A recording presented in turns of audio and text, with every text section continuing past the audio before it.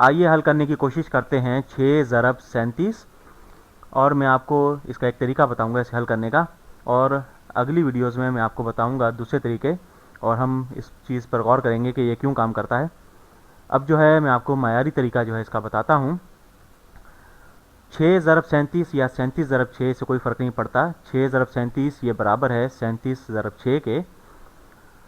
और सबसे पहले हम जो बड़ा अदद है उसे ले लेते हैं, ठीक, जो कि 37 है, और छोटा अदद जो कि 6 है उसे मैं इसके नीचे लिखूंगा, और इसकी जो अलाइनमेंट है इसे 7 के नीचे मैं रखूंगा। इसे 7 के नीचे इकाई की जगह पर मैं 6 लिखूंगा, और फिर ज़रब की निशानी लगाऊंगा।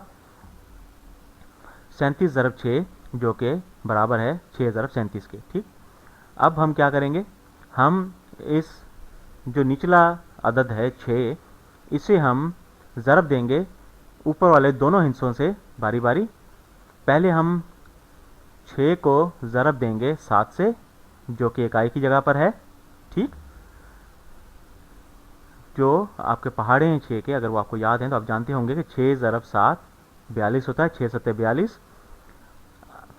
अब जो है हम इसे मायारी तरीके से लिखेंगे तो 42 हम यहाँ पर नहीं लिखेंगे, बल्कि हम 2 लिखेंगे इकाई की जगह पर, और 4 जो है इसे ऊपर ले जाएंगे 3 के ऊपर, यहाँ पर दहाई की जगह पर लिख देंगे, ठीक। अब जो है हम 6 को ज़रब देंगे 3 से, ठीक। 6 तिये 18 होता है, ये हम जानते हैं, ठीक।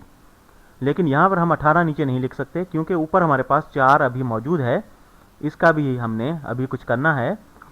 तो हम इस 18 में जो है वो 4 जमा कर देंगे, जो कि 22 हो जाता है, ठीक। 18 जमा 4 22 हो गया, तो इसे हम यहाँ पर नीचे लिख देंगे, ठीक। तो इस तरह ये हमें हमारा जवाब मिल जाएगा 222।